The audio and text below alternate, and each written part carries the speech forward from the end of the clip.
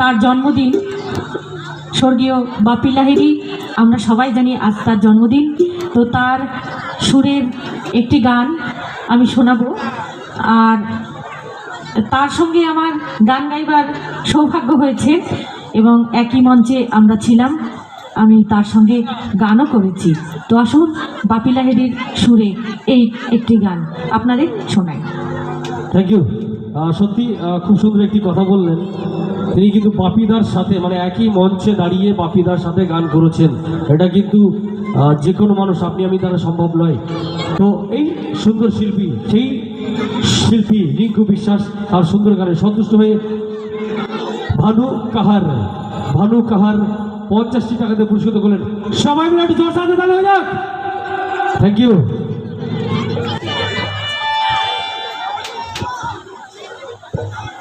আচ্ছা, আপনারা আশীর্বাদ করবেন আপনাদের এখানে আমি যেন আবার আসতে পারি, কিন্তু টাকা না দিলে আমি সত্যি খুশি হব। টাকা দেবেন না, আপনাদের আশীর্বাদটাই আমার কাছে খুব বড়, এর থেকে আর কিছু নেই। তো টাকা না দিলে আমি সত্যি খুশি হব। তো আসুন আর একটি বাংলা গান তার সুরে।